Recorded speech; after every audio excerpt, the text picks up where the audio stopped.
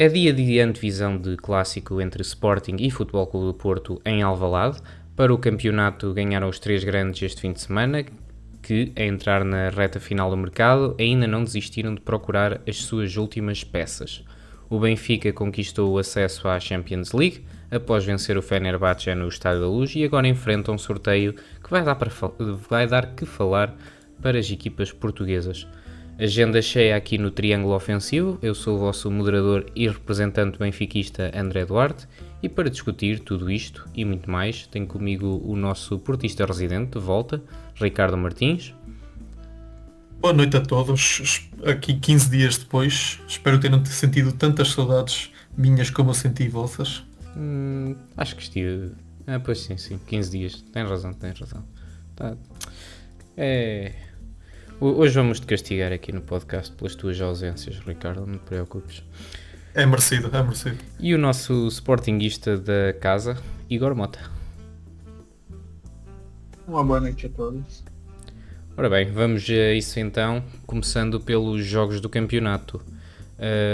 Primeiro, Nacional 1, Sporting 4, mais uma vitória com a autoridade dos Leões, ainda que mais uma vez contra um adversário reduzido a 10. O Sporting ainda terminou a primeira parte a perder, mas na segunda parte deu a volta com o hat-trick de Pedro Gonçalves, que foi a principal figura da partida. Igor, o resultado espelha bem a qualidade do Sporting? Sim. Apesar de ter saído a primeira parte atrás, a todo momento, eu acho que não tinha dúvidas que o Sporting sairia com a vitória nessa partida. O próprio primeiro tempo, se tivesse um pouco mais de pontaria, talvez já tivesse saído com um empate ou até mesmo com vitória na primeira parte, mas o que importa é que terminou a partida à frente e mostrando um bom futebol. Muito bem, e se não fosse a expulsão, achas que podia ter complicado para o Sporting? Assim, pelo volume de jogo que o Sporting vinha desde a primeira parte, eu acho que não. Mas sem dúvida alguma, muda a partida. Uma expulsão, um jogador a mais muda a partida, principalmente para o Sporting, que tem tanta qualidade. E tu pega um Nacional que já não tem assim, um nível técnico tão alto o suficiente para bater de frente com o Sporting, e isso sem dúvida dificultou para o Nacional. Mas eu acho que mesmo no 11 contra 11 o Sporting faria, talvez não o mesmo resultado, mas conseguiria sair com os 3 pontos. Muito bem, o que é que tu achaste do caso da partida, Ricardo? Os dois amarelos foram merecidos ou o Sporting foi beneficiado neste jogo? Então acho que foram merecidos. A vossa opinião diverge. Eu acho que o resultado foi justo. Eu só ouvi Tens uma opinião diferente? a análise da arbitragem, não vi o lance em si do primeiro amarelo, só vi o do segundo. O do segundo pareceu-me mais que merecido. Segundo dizem, o primeiro amarelo, eu ouvi a análise da arbitragem do Pedro Henriques e é que o primeiro amarelo foi exagerado, que não era que foi, o árbitro viu um pisão onde não havia e acabou por dar um amarelo que foi exagerado e depois acabou por dar na expulsão. Mas não sei, é o segundo jogo seguido em que o Sporting tem uma expulsão. Estamos aqui perante alguma benesse ao Sporting em demasia neste início de campeonato, ou achamos que é mais ou menos normal? O que é que tu achas, Ricardo? Eu acho que é mais ou menos normal. Já sabemos que a arbitragem também é fraca. Vimos também o que aconteceu ontem no jogo do Benfica com o Fenerbahçe, e portanto também já não é mal que acontece só aqui. Mas acho que o Sporting iria acabar por ganhar de qualquer forma. Não vejo assim tanta qualidade de jogo nacional para nesta fase, pelo menos. Claro é que o que se espera é que a equipa vá melhorando com o passar do campeonato, mas acho que nesta altura o Nacional não. Acho que com alguma naturalidade o Sporting de uma forma ou outra acabaria por chegar a avançar. Muito bem. Vamos aqui falar do homem do jogo e se calhar o homem da jornada, desta jornada da Liga Portuguesa. Pote, Pedro Gonçalves, uma exibição daquelas, não foi, Igor? Com certeza. Tínhamos dito há uns episódios atrás que tinha sido a melhor partida do Pote e agora podemos dizer que essa foi a melhor partida, né? Não só pelos gols e pela assistência. Quem viu a partida inteira, a primeira parte, o Sporting saiu atrás, perdeu a primeira parte, mas quem assistiu viu que o Pote e o próprio Luis Soares conseguem criar muitas oportunidades de gols e sem dúvida o Pote nesse nível, que é o nível que todos os sportingistas querem que ele jogue, é uma peça fundamental e uma peça que desequilibra todos os jogos. O que é que achas da evolução do Luis Soares? Assim, não vou bater na tecla novamente do Gyökeres, mas volto a dizer que eu acho que ele, para a equipe, ele é melhor do que o Gyökeres. Porque ele é eu já disse isso nos outros episódios, ele ajuda a marcar desde a primeira linha, desde os 4 zagueiros, ele já sai fazendo essa marcação-pressão, isso ajuda muito, ele não tem problema nenhum em se doar pela equipe. Não estou falando que o Gyökeres não fazia isso, mas era em momentos oportunos em que o Gyökeres fazia essas pressões. E o Luis Soares não, ele é um jogador que realmente não cansa, ele é um jogador que se doa pela equipe e para ele ainda falta um pouco de faro de gol como o Gyökeres tinha, por exemplo, propriamente na primeira parte. Ele perdeu 2 oportunidades, se não me engano, que ele estava de frente e tentou tocar por lado, servindo o companheiro, sendo que ele é o artilheiro da equipe, ele que é o faro de gol, então ele tem que ter mais esse momento em que ele tem confiança nele mesmo, mas eu acho que para a equipe ele é um jogador que se doa muito, e isso sem dúvida alguma tem ajudado muito o Sporting a fazer tantos gols assim. Muito bem. Eu acho que não há muito mais que falar aqui neste jogo do Nacional Sporting. Foi uma vitória bastante assertiva de um Sporting que neste momento ocupa a primeira posição no campeonato a chegar ao Clássico e através da diferença de golos. Passando aqui para o Benfica 3, Tondela 0. O Benfica aplicou o chapa 3 ao Tondela na Luz, ainda que em rotação para o jogo com o Fenerbahçe. Ivanovic e Orsnes desbloquearam a primeira parte e ainda deu tempo para Prestiani chegar aos terceiros já nos descontos. Meu solilóquio habitual aqui sobre os jogos do Benfica. Antes de sair o golo achei que estávamos com alguns problemas, não vale a pena repetir muito o que já vimos dizendo há uns episódios. Construção um pouco deficiente e falta de criatividade no meio campo. Acho que o Tondela não é tão mal como parece, a verdade é que tem 3 jogos, 3 derrotas, mas até são uma equipa que até é decente, achei que na primeira parte, antes de surgir o golo. Mas falando das coisas positivas do Benfica, Orsnes é mais uma vez homem do jogo. Arrisco-me a dizer que o Orsnes vai no final desta década ficar como um dos melhores, se não o melhor jogador do Benfica desta década. É um jogador tremendo e sempre que, quando está em forma, mesmo quando está um pouco abaixo de forma não se nota muito, mas quando está em forma é um jogador. Aquela bomba de finalização que ele dá, o homem faz de facto tudo.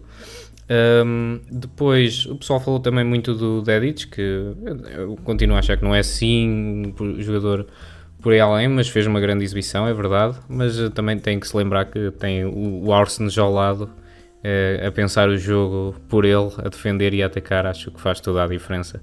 Defensivamente e ofensivamente o Dedic não joga mal, mas acho que o Orsnes é o verdadeiro MVP nesse lado direito. Depois outras individualidades, Samuel Soares sólido, o Benfica continua bem servido de guarda-redes, o Dedic está a melhorar, como já disse, não acho tão bom como dizem, mas fez um bom jogo e é capaz de já ter conquistado a titularidade ao BAC quando ele voltar. Tomás Araújo continua a competir bem pela titularidade com o António Silva, eu até continuo a achar superior. E foi um bom regresso de lesão para o Tomás. E o Prestiani, que acaba por conseguir o golo, também já merecia. É outro jogador a par com o Sheldrup, que tem muita margem de evolução, na minha opinião. Tirando isso, comentários à exibição, Igor? Não, acho que foi bem completo. Tudo que eu disse. Acho que passei só realmente pelos pontos não todos. Consigo. Exato. Eu só ia mesmo pontuar essa grande partida do Dedic. E sim, eu concordo contigo que ele não está ainda ao nível de ser chamado de muito bom, mas realmente fez uma partida que eu acho que pode-se dizer que é a melhor pelo Benfica. E eu ainda não consigo entender como que o Sheldrup não é um titular nessa equipe, porque eu vejo grande diferença quando o Sheldrup joga de titular e quando o Sheldrup não joga de titular. Eu acho que ele cria muitos espaços, ele erra muito sim, mas eu acho que ele erra porque ele tenta muitas vezes fazer uma jogada diferente e realmente só isso que eu vou deixar aqui no ar seria isso, essa não titularidade garantida do Sheldrup. Mas de resto tu já tinha pontuado tudo. Acho que vai depender se o Aktürkoğlu é vendido ou não. Se o Aktürkoğlu for vendido, acho que o Sheldrup é titular, óbvio. Senão acho que também vai dividindo a titularidade com o Aktür, dependendo de quem está melhor em forma, porque ambos vão baixando e aumentando de forma assim. Ainda varia um bocado, por isso, então não sei bem. Ricardo, tu disseste há uns episódios atrás que vias no Ivanovic um grande avançado. Agora, após uns jogos, a tua opinião sobre ele mantém-se? Estás a gostar da evolução dele? Mais um gol neste jogo? Sim, eu acho que complementa-se bem com o Pavlidis. A minha opinião, e que já vinha tendo desde a contratação do Ivanovic, e que se vai confirmando com o tempo, principalmente agora a confirmar, caso se confirme a contratação do Sudakov, é que o Benfica vai ter, eu acho que o Bruno Lage idealiza duas táticas para o Benfica, que é o Pavlidis sozinho na frente num 4-2-3-1 em jogos mais difíceis, Champions, clássicos, e um 4-4-2 neste tipo de jogos onde o Benfica vai ser avassaladora, com Pavlidis e Ivanovic na frente. Acho que faz todo o sentido ter dois pontas de lança contra equipas que fecham mais o autocarro e contra equipas que vão ter mais, que teoricamente pelo menos dão mais dificuldades ao Benfica. Na teoria, ter mais um homem no meio campo e menos um ponta de lança, acho que o Benfica sai a ganhar.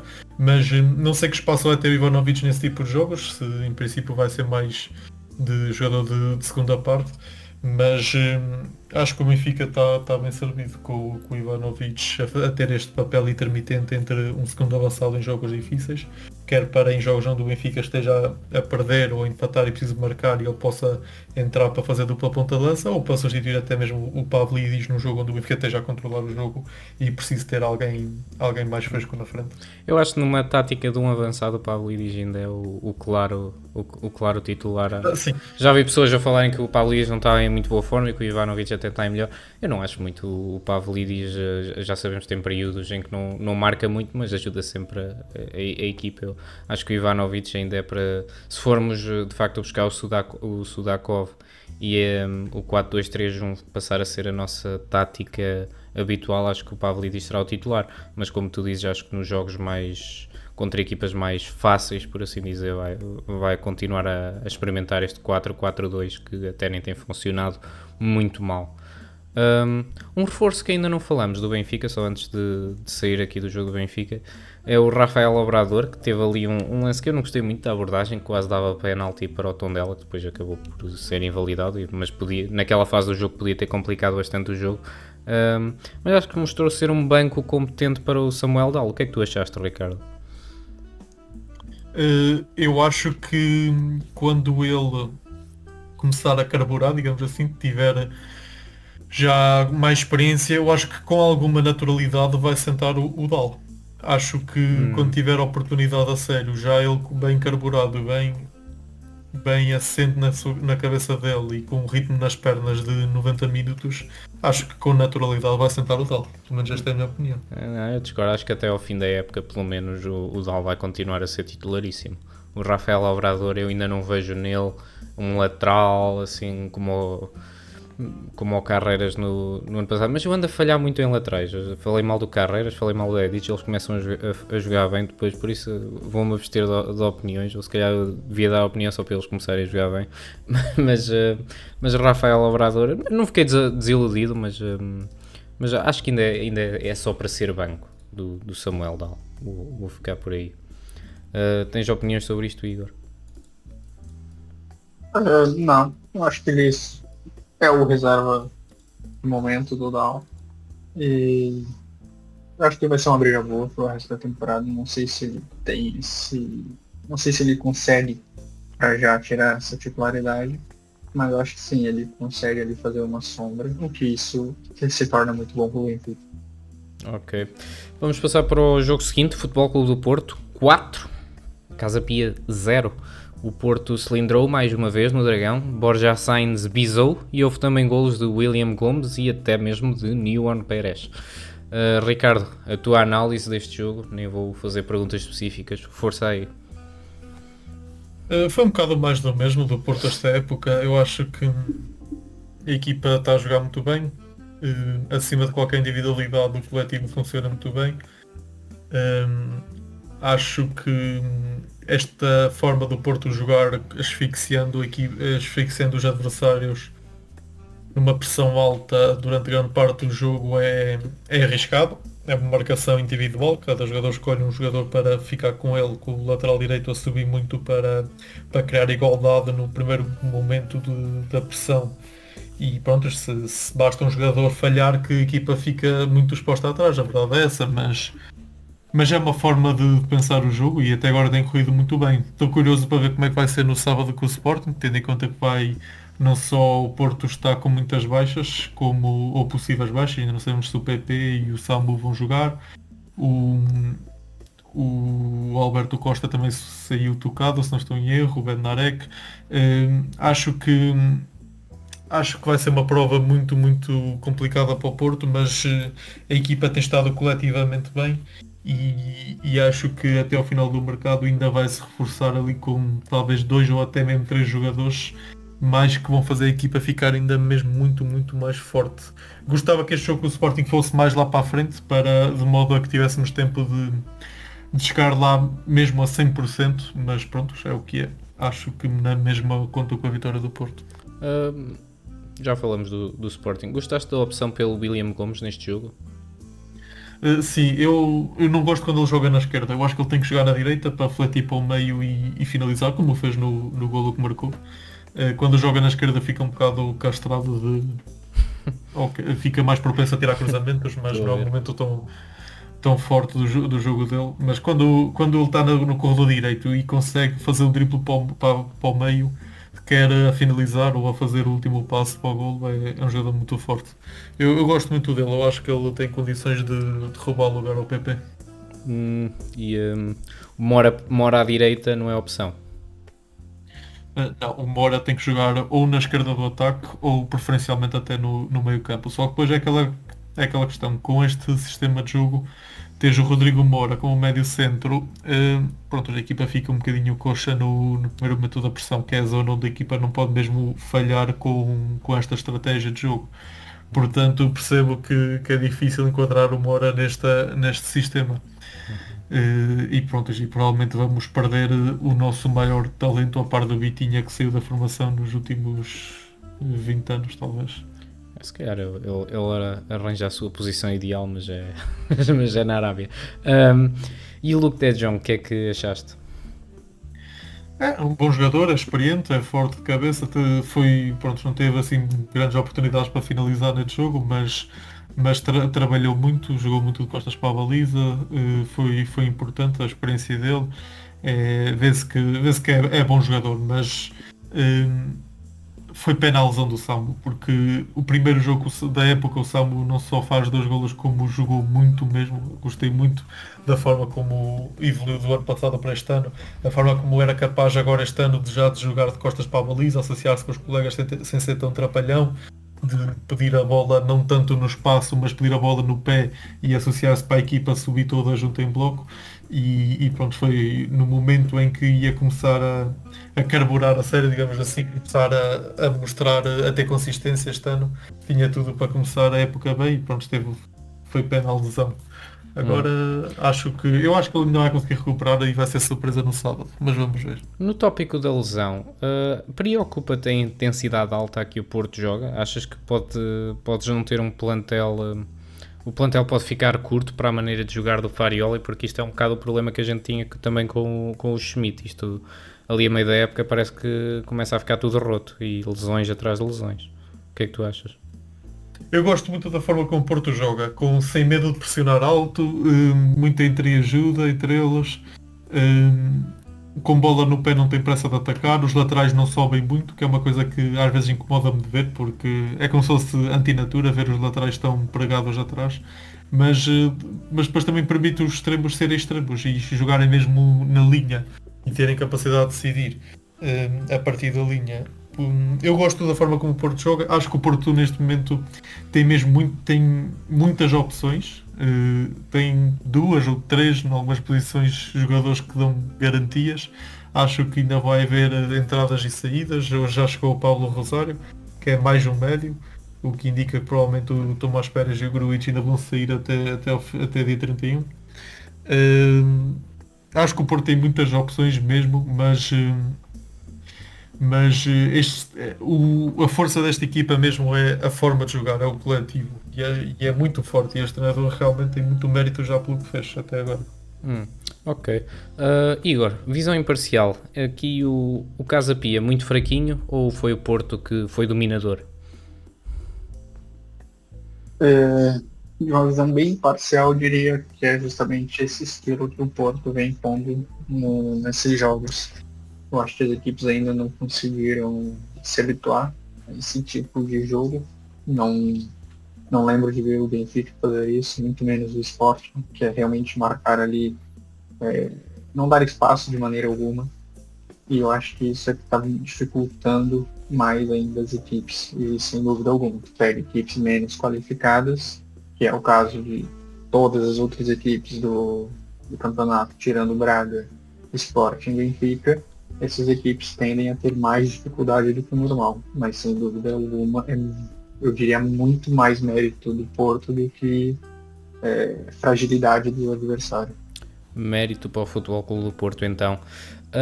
Terminamos aí, Exato. se calhar, a vista pelo campeonato português e passamos para Inglaterra. Depois, mais tarde, já vamos ao Benfica Fenerbahçe e à divisão do Porto Sporting, ou do Sporting Porto, aliás.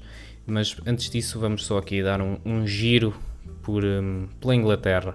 Manchester City 0, Tottenham 2. Os Spurs fizeram mais uma gracinha no Etihad e venceram o Manchester City de forma inesperada num jogo com direito a um golo de palhinha. Igor, será que a crise no City afinal não ficou na época passada ou isto é a derrota anual com o Tottenham a funcionar? Não penais do ano, mas eu acho que o Thomas Frank deu vamos dizer, um nó tático no Pep Guardiola. Teve alguns momentos em que o City dominou sim a partida, não digo nem em questão de posse de bola, mas em questão mesmo de fazer ali de abafar mesmo, de botar muita pressão, mas o Tottenham conseguiu se sair muito bem, e eu acho que o Tottenham foi o justo merecedor dessa vitória, e lógico, colocando isso e mais a tática em cima, que foi o que o próprio Tottenham foi fazer na casa do City, que era jogar dessa maneira, eu acho que o Tottenham realmente deu um baile no Manchester City. Em questão do City esse ano, acho que sim, a equipe mudou muito, tem muitos jogadores que não chamam a responsabilidade. Não sei, o Haaland não fez um jogo nada bom. O Marmoush não fez um jogo nada bom também. Tem aquele Oscar Bob, que muita gente bota muita pressão em cima dele. Assim, não sei, realmente o City tem muitos jogadores jovens e pode terminar a temporada ganhando 3 títulos e calando minha boca. Mas não é o tipo de equipe que o Guardiola costuma vingar. O Guardiola, já falei, costuma pegar equipes prontas e melhorar, deixar no esquema que ele gosta. Não sei se o Guardiola consegue pegar essas equipes jovens em que ele tem que ensinar o futebol, ensinar a tática e consegue fazer essas equipes vingar. Então acho que essa vai ser a maior dificuldade do City para essa temporada. Concordas com o Igor, Ricardo? Um sintoma de uma crise maior no City e no forma de jogar do Guardiola? Sim, a situação do Guardiola no City não está fácil e dá-me a impressão que o Guardiola também não facilita a sua própria vida ao apostar no Trafford, não é? Que é um guarda-redes que muitos tinham dúvidas e aquele segundo golo pelo amor de Deus, a este nível um guarda-redes não pode fazer aquele passe. Foi um passe totalmente disparatado, mas eu entendo porque é que ele fez, porque a pressão para jogar neste estilo de jogo, quando não estás confortável ao nível do Anderson para jogar com os pés, depois acaba a resultar nestes disparates que custaram o jogo ao City, porque foi uma machadada muito grande. Agora, não, parece que o City poderia dar a volta por cima esta época e começa desta maneira, não é nada positivo. Não sei se o Guardiola, se a situação do Guardiola não estará cada vez mais complicada, e se terá muito futuro neste City, sinceramente. Pois eu também acho que o Guardiola está ali num embaraço. Não sei, eu acho que ele está a chegar ao fim de ciclo no City. Acho que já dissemos isso na época passada. Este se calhar é no final desta época, se não ganhar nenhum título, acho que é o fim de ciclo para ele. O que é que achaste do Palhinha? Melhor agora que voltou à Inglaterra, não achas, Ricardo? Eu acho que sim. Eu sempre gostei muito do Palhinha. Quando o Palhinha, já há uns anos atrás, lembro quando foi emprestado ao Braga pelo Sporting e depois o Varandas queria vendê-lo por 15 milhões. Lembro na altura ter comentado com alguém que era um disparate. Era um disparate livrar-se do Palhinha. É um bom jogador. Com bola não oferece tanto como outros médios oferecem, quer na seleção, quer mesmo agora no Tottenham, mas eu acho que ele é muito competente defensivamente, rouba muitas bolas no meio campo, é um daqueles médios muito chatos que parece que desdobra-se a roubar bolas no meio campo, é muito forte fisicamente, o que também dá jeito. Eu gosto do Palhinha, eu acho que neste Tottenham eu tenho esperança que este Tottenham este ano finalmente começa a fazer uma época consistente de início a fim, mas depois também olho para os jogadores. Normalmente o Richarlison também é extremamente inconsistente, o próprio Johnson também, o Betancourt, portanto vamos ver como é que eles correm a época. Mas eu gosto do Palhinha, eu acho que é um excelente médio defensivo. O Tottenham queria o Florentino, mas não deu, foram para a Palhinha. Foi a melhor coisa que fizeram. Igor, antes de passarmos à frente, protagonista da partida, Richarlison, e o que é que achas, o que é que tens achado deste rejuvenescer do grande Richarlison? Eu acho que como 9 não foi a melhor partida que ele fez. Ele, na minha opinião, ele tem mais o estilo assim do próprio Suárez do Sporting, que é fazer essa marcação, ajudar mais defensivamente a equipe. Só que quando a gente fala de um 9, a gente quer que o jogador faça gol, não é? Então, em relação para a equipe, eu acho que ele ajudou muito, realmente. Quase todas as bombas defensivas aéreas ele estava ali no meio, brigando, ajudando a equipe. E conseguiu ainda ajudar a equipe com uma assistência. Mas assim, o grande jogador mesmo, diria que foi o Palhinha, justamente. Eu acho que ele faz o básico, mas ele faz muito bem feito. Como no Brasil nós costumamos falar, fazer o arroz com feijão, mas quando tu faz o arroz com feijão, tu faz ele o simples, mas é muito bom quando tu faz o simples, né? Então ele não inventa, ele faz o simples e é um simples muito bem feito. E pronto, acho que ele realmente vai ser o jogador diferencial dessa equipe e torcer para ele não ter nenhuma lesão durante a temporada, que sim, eu acho que o Tottenham não vai brigar para não ser rebaixado esse ano, como foi na temporada passada. Acho que o Tottenham está numa boa posição. Entretanto, começou-me a dar fome com os teus comentários, Igor, mas vamos passar à frente aqui para um jogo muito interessante, aqui também da Liga Inglesa.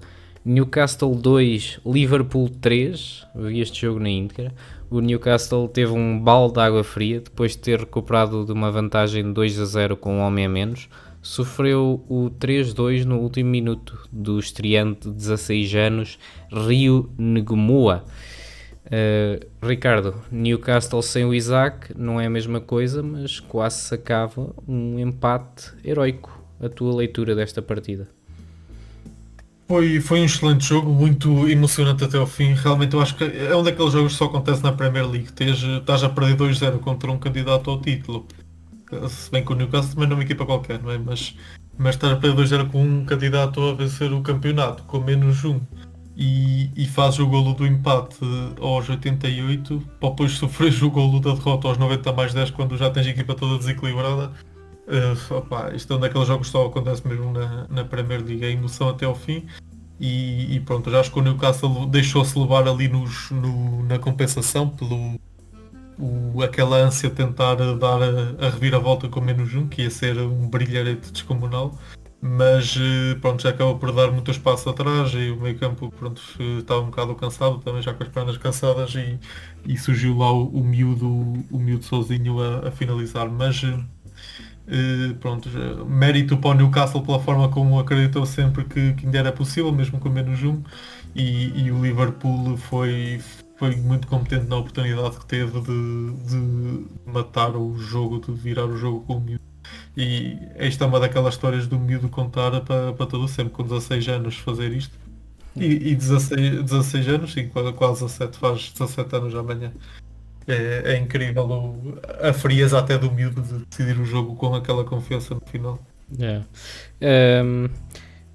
Eu achei que o homem do jogo, neste jogo, para o Liverpool, foi sem dúvida o Szoboszlai. Gostas da maneira como o Liverpool está a organizar o seu sistema tático agora sem o Trent Arnold, com o Szoboszlai mais ou menos a fazer um lateral invertido? Agora está na moda os laterais invertidos, não é? Eu acho... Epá, é como se me fizesse um bocado uma comichão que não consigo começar a ver os laterais invertidos, assim, mas... Eu também não gosto. Mas é estranho, é a antinatura, percebes? É estranho, pá, é estranho, mas pronto.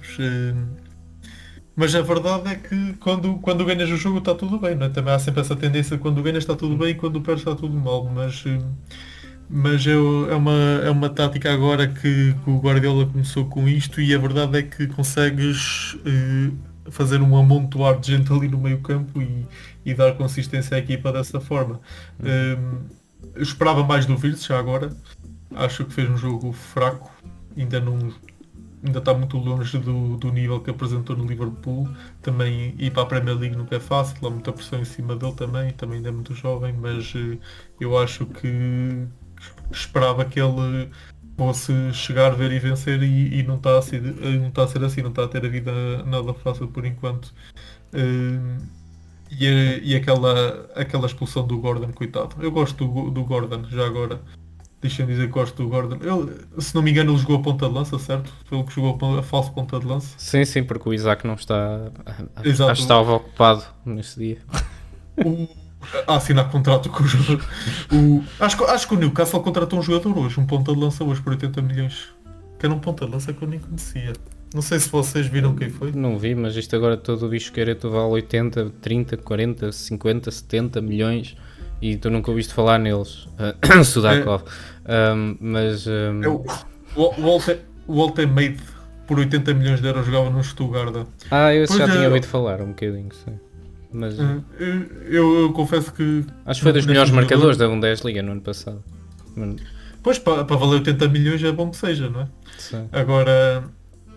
mas acho que ides ter um adversário difícil. Porque o Benfica vai jogar com o Newcastle. Sim. Já vamos falar do sorteio da Champions. Deixa-me aqui inverter o jogo ali para o nosso extremo direito, Igor. Anthony Gordon foi bem expulso? Primeira pergunta. Bem, com certeza. Não tem discussão na expulsão. E já digo de bate-pronto que se não fosse a expulsão dele, o Newcastle sairia vencedor dessa partida. Então, por acaso também achei que o Newcastle merecia pelo menos levar o ponto. E concordas com o Ricardo que não está tudo a correr bem com o Liverpool? Temos aqui um problema Wirtz, talvez? Sim, acho que o Wirtz é o único jogador de criação que hoje tem no Liverpool. Eu acho que ele tem uma responsabilidade muito, muito grande e realmente ele não vem conseguindo carregar essa responsabilidade. Muitas vezes o próprio Salah tem caído para o meio para fazer essa ajuda ao Wirtz, mas assim, também concordo com o Ricardo que foi uma partida muito ruim do Wirtz, talvez a pior dele até o atual momento. Ele não fez muitos jogos, mas foi a pior partida, não apareceu, se escondeu a todo momento, mesmo com um jogador a mais, não conseguia criar, não conseguia fazer a equipe do Liverpool se desenvolver. E sim, eu acho que se continuar dessa maneira, tendo toda a responsabilidade em cima de um jogador, o Liverpool não vai ter uma temporada muito fácil. O Wirtz teve pior rating no goal point que o Anthony Gordon, que foi expulso. Por isso, não, Isso já diz muito, né? algo não está a carburar. Bem, se calhar encerramos aí a nossa análise do fim de semana na Liga Inglesa. E passamos para as pré-eliminatórias da Champions, com o Benfica a carimbar o apuramento para a Liga dos Campeões. Benfica 1, Fenerbahçe 0. Benfica chega à vantagem na Luz após ter tido 2 golos anulados e na segunda parte controlou o encontro até ao apito final, apurando-se assim para a Liga dos Campeões. Minha análise deste jogo, acho que foi um bom jogo do Benfica, acho que foi até dos melhores que nós já fizemos até agora, esta época. Foi só 1-0, mas acho que podia ter facilmente ter sido mais, especialmente na primeira parte. Contente com o apuramento e também com a exibição, na minha opinião. Acho que só pecou por uma falta de eficácia na finalização, se não podia estar tudo muito bem resolvido ao intervalo. Uma boa preparação tática do Lage, achei até a conferência de imprensa esteve muito bem a dizer que ia ser um jogo de calma contra as equipas de Mourinho, que já sabemos que podem ser muito sorrateiras. Vi muitos questionarem o Barreiro quando saiu no 11, que apesar de ser meio azelha, e mesmo neste jogo se viu isso com a falta a atrapalhar aquele golo que foi invalidado e também a falhar na finalização uma ou duas vezes, eu acho que até encaixou bem taticamente neste jogo com a chegada à área que ele tem muito, mesmo não sendo o meu jogador preferido. Quanto ao Mourinho, acho que só veio para defender, não tinha grande plano de jogo. Acho que não houve altura nenhuma na eliminatória em que me parecesse que o Fenerbahçe era uma equipa assim muito perigosa. O Talisca ia assustando de vez em quando, mas para além disso não achei que fosse um grande Fenerbahçe. Acho que aquilo que se retira deste encontro é que o Benfica está a evoluir bem como equipa, a colmatar as lacunas técnicas e táticas de alguns dos seus reforços, e até mesmo o Rio esteve muito bem nesta partida. Igor, concordas com a minha leitura deste jogo? Sim, concordo. A única coisa que nós já tínhamos falado no off é que, na minha opinião, o Benfica gosta de deixar o jogo numa situação em que tudo pode descambar. Eu acho que o Benfica podia ter feito logo 2-3-0, deixado essa fatura liquidada, mas teve ali 1 ou 2 momentos em que o Fenerbahçe deu um perigo, sim, real ao Benfica, e que se o Fenerbahçe faz o gol nesse momento, eu acho que já era o fim do jogo, coisa perto dos 80, 85 minutos, eu acho que cairia muito mal mentalmente, vamos dizer, para os jogadores do Benfica. Mas sim, foi uma partida muito superior do Benfica, poderia ter feito muito mais gols, e eu acho que é essa a única lição que fica quando tu tem a oportunidade de matar um jogo, principalmente sendo Champions League, tu tem que matar ele quanto antes.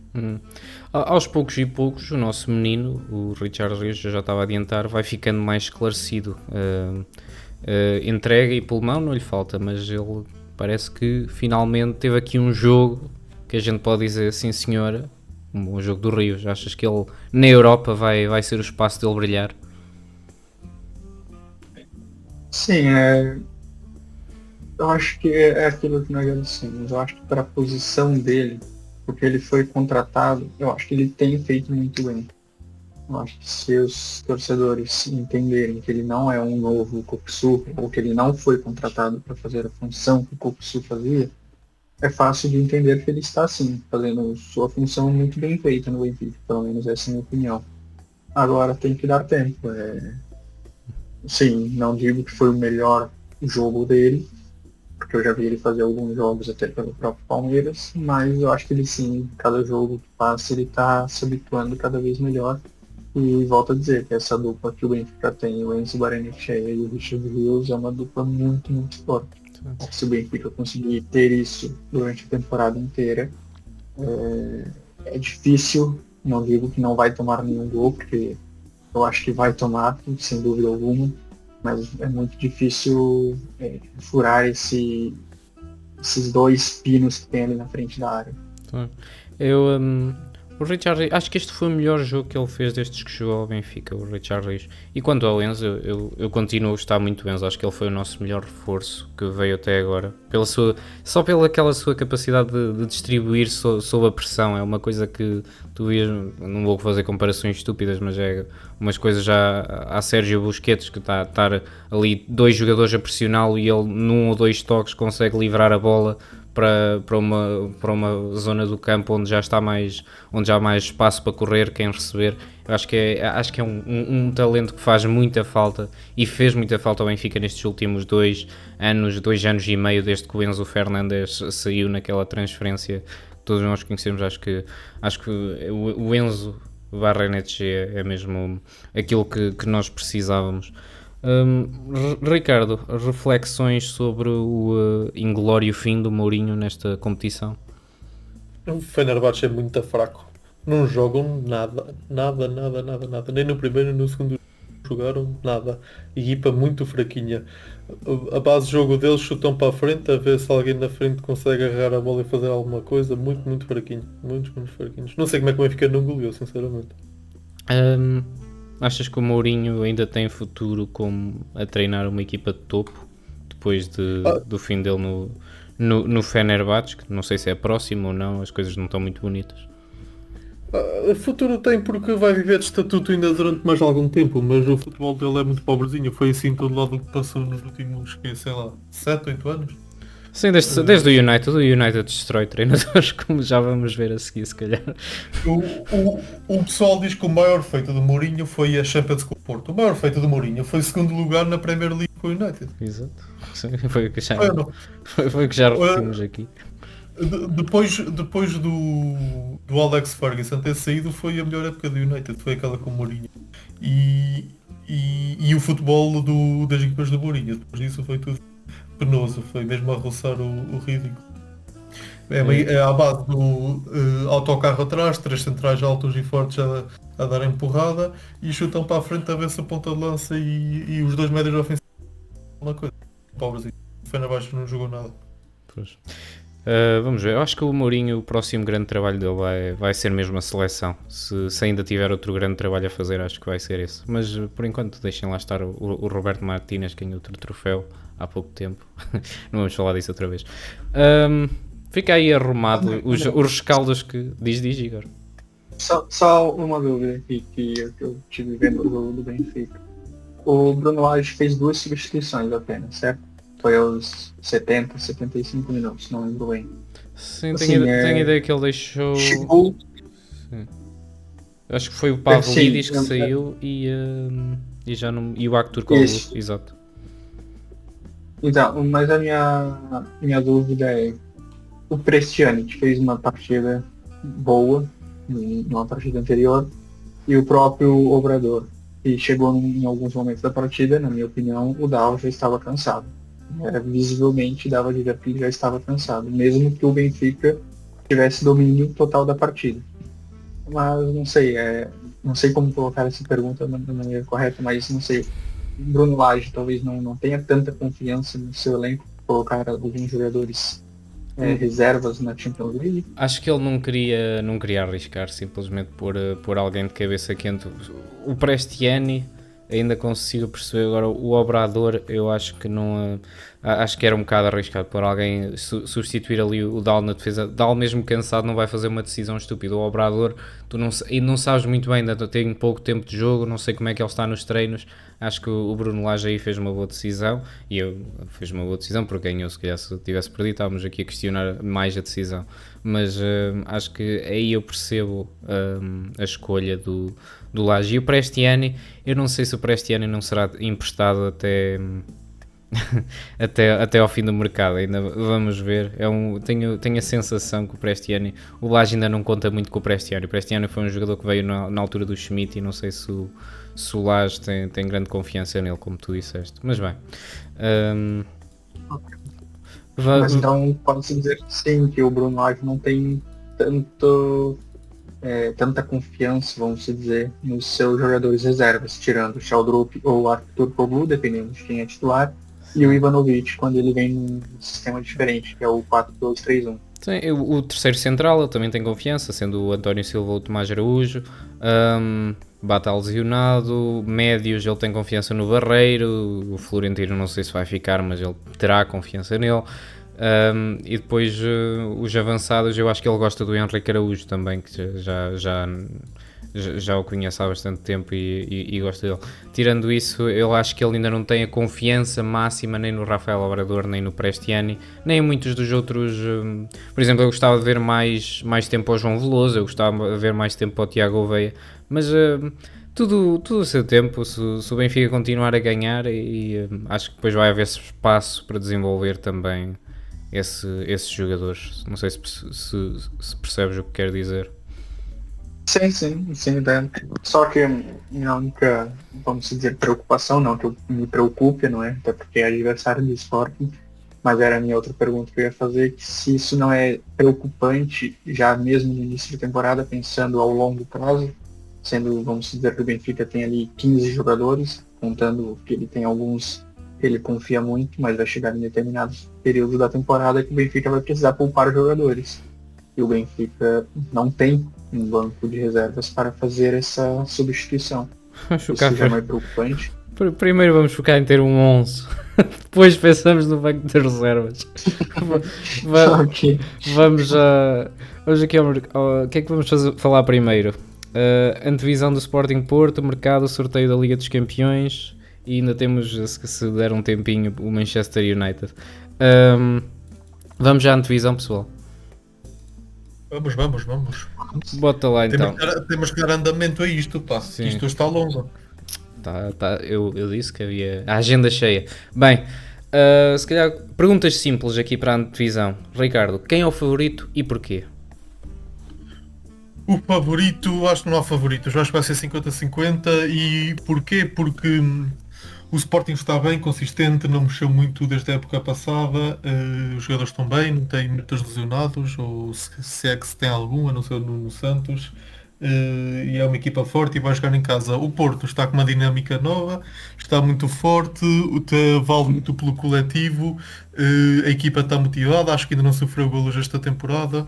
Está muito consistente, sobretudo defensivamente, com um modelo de jogo arrojado. Tem algumas dúvidas no 11 titular porque tem alguns jogadores lesionados, mas acho que vai ser um dos melhores jogos da época com a bola a poder cair para qualquer um dos lados, sinceramente. Não sei se vai ser um grande jogo, mas diz-me aí o 11. Qual é que vai ser o 11 do Porto para este jogo? Repara que ainda não sabemos se o Samu e o PP recuperam a tempo. Queres que eu considere caso estejam todos a 100%? Faz já uma análise com nuances. Diz, se eles tiverem vai este, se não tiverem vai assado. Olha, Diogo Costa, não é Peras Bednarek, Alberto Costa e Zaidu. Pois é, Zaidu, surpresa das surpresas, porque o Francisco Moura ainda não tem ritmo suficiente. Eu estou a gostar do Zaidu. Eu também. Ele, prontos, de vez em quando até disfarça as dificuldades técnicas dele. Alan Varela, Gabri Veiga e Froholt. Borja Sanches e depois, se o PP tiver pronto, PP, se não tem que jogar o William Gomes e depois se o Samu estiver disponível, se estiver bem fisicamente para jogar, é Samu, se não, joga Luke de Jong. Acho que não se vai inventar muito, com toda a certeza. Que se não for exatamente isto não vai andar muito longe. Ok. Tu, Igor, quem é o favorito e porquê? E depois dá-me o teu 11 do Sporting. Favorito, sem dúvida alguma, é o Sporting. Digo isso justamente pelo mesmo motivo pelo que o Ricardo falou. É a mesma equipe, trocou um jogador e é um jogador que já encaixou com a equipe, que é o Luís Soares. Então já tem uma equipe muito consistente, já jogam junto há muito tempo, então são favoritos. Não digo que são 100% favorito, mas digo que tem ali uns 60-40, até por ter o Alvalade também ao seu favor. O meu 11 eu acho que é o que vem jogando, que é o Rui Silva, que isso é uma vantagem para o Porto, na minha opinião, mas é Rui Silva, Ricardo Mangas, Debasso, Nácio, Fresneira, Yuri Morita, Pedro Pote, Trincão e o Catano, e na frente o Luís Soares. Acho que não vai ser nada muito inventado. Ainda acho que o Kenda poderia iniciar o titular, e isso ajudaria pela pressão que o Porto vem fazendo nesses jogos e que o Sporting já teve dificuldades contra o Benfica nessa marcação sob pressão. Então acho que ele poderia talvez surpreender colocando o Kenda no lugar do Catamo para ter essa válvula de escape. Mas acho que vai ser essa equipe. Muito bem. Homem do jogo, Ricardo. Amo-se jogar. Ok. Homem do jogo, Igor. Pote. Muito bem. Finalizamos aí, acho que foi uma boa antevisão, bem completa. Passamos para sorteio das Champions. Assim, rapidinho falamos aqui do sorteio da fase de Liga, da Liga dos Campeões. A coisa não está famosa. Começamos, se calhar, vamos primeiro ao Sporting. Sporting vai jogar Paris Saint-Germain em casa, Bayern Munique fora, Clube Bruges em casa, Juventus fora, Marselha em casa, Nápoles fora, Karat Almaty em casa e Atlético de Bilbao fora. Igor, análise deste sorteio do Sporting. Difícil, mas não impossível. Impossível é outra coisa que eu já vou mostrar a seguir. Sim, é difícil, nos meus cálculos, sendo muito otimista e muito imparcial, como eu sempre tento ser. Já disse que o Sporting vai rondar entre os 9 e 12 pontos. Sem dúvida, os 12 eu acho que já seriam quase uma garantia de próxima fase, mas vai ser uma fase de liga muito complicada para o Sporting e vai ter que fazer o fator casa ser muito determinante. Ganhar o máximo de pontos possível jogando em casa. Ora, vai ser difícil.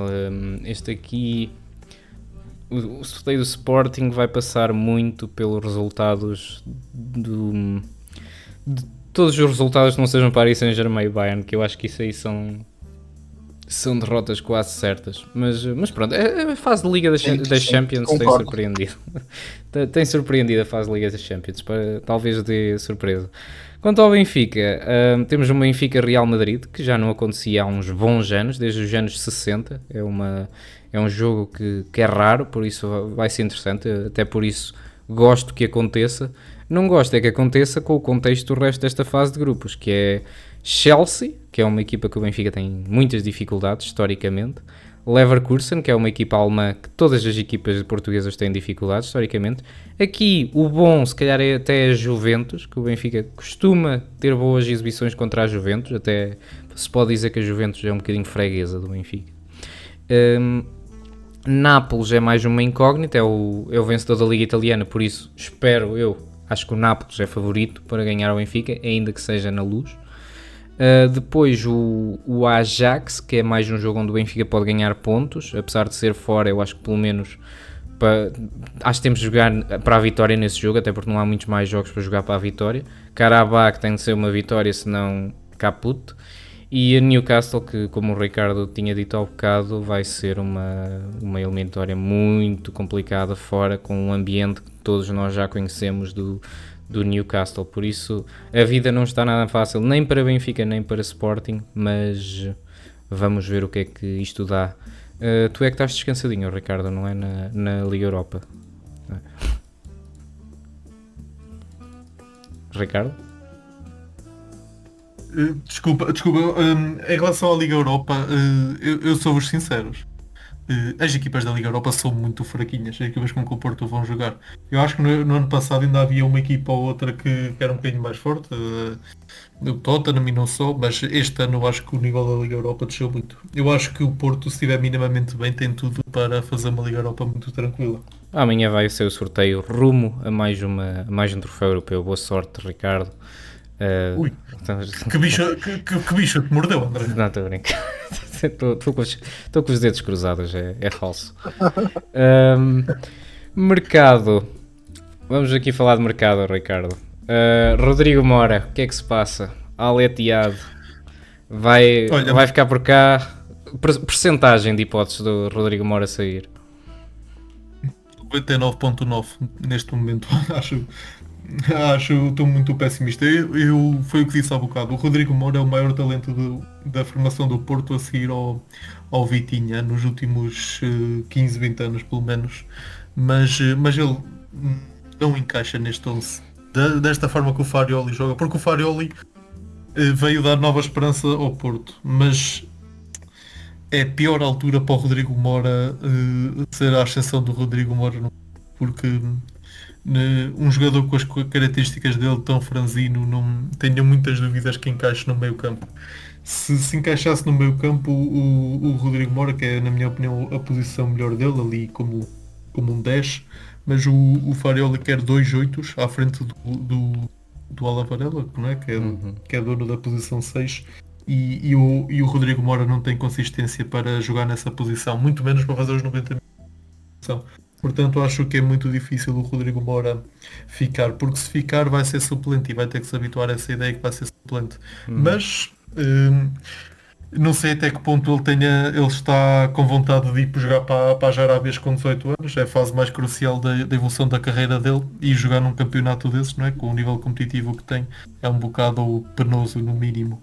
Vamos ver o que é que acontece, mas eu acho que ele vai acabar por sair e com o dinheiro da saída dele vai-se financiar aí 3 reforços, pelo menos 2 ou 3 reforços para o Porto, que vão ser muito importantes para fechar a equipa, na minha opinião.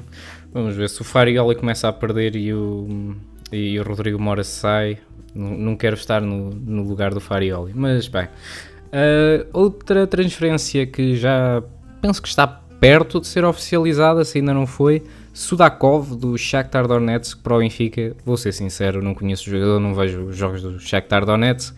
O perfil é o correto, é um 10, que é o que se tem falado, um criativo, médio ofensivo, tem estatísticas decentes. Não é nenhum Tiago Almada nem nenhum Félix, mas vamos ver do que é que sai dali. O perfil pelo menos é o correto e agora pô-lo a jogar e ver o que temos. Depois, ainda no Porto, podia ter perguntado já, Ricardo, que Kvior e Pablo Rosário, boas contratações? Olha, o Pablo Rosário, como já conheceu o Farioli, acho que foi um pedido do Farioli. Vem claramente para ser o suplente na posição 6, acho que também pode jogar central. O Tomás Peras deve ser emprestado, o Gruitch deve ser vendido, até porque é dos salários mais altos do plantel e não joga assim tanto o que merece. Não gosto do Gruitch. Não faz sentido. E em relação ao Kvior, eu acho que eu tenho ideia que ele vem para jogar a lateral esquerda, porque faz todo o sentido, tendo em conta que o Farioli não quer que os laterais subam muito, faz todo o sentido. Ele, no Arsenal jogou muito a lateral esquerda também, quando jogava na Itália até jogava a médio defensivo ou a central. Acho que vai ser um jogador muito, muito importante, quer a central, quer a lateral esquerdo. Mas eu tenho ideia que o que o Farioli tem na cabeça é que se concretizar a transferência vai ser com Kvior a lateral esquerdo do Porto, e acho que o Porto vai ficar com uma defesa muito, muito forte se a concretizar a contratação do Kvior. Muito bem. Sporting, Igor, Yeremai, pode ser a contratação que traz o título para o Sporting? Não sei, mas que vai agregar muito na equipe, sem dúvida vai. Eu acho que ele vem para ser titular no lugar do Catano, que ele joga mais pro lado direito. E é uma contratação boa, vem fazendo boas temporadas pela Corunha, se não me engano, que ele vem jogando. Sim. Então acho que sim, é uma boa contratação. Muito bem. Tinha Donnarumma para o Manchester City, parece que é uma opção agora. Donnarumma não parece muito inclinado para o outro lado do Manchester, se calhar por motivos que vamos falar a seguir. Donnarumma para Manchester City, o que é que tu achas, Ricardo? Uma boa contratação? É a contratação que o City precisa?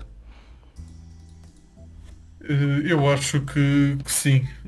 Significa que eu penso que irá dar estabilidade ao City nessa posição, e que o Trafford acho que já se mentalizou que vai ser suplente também.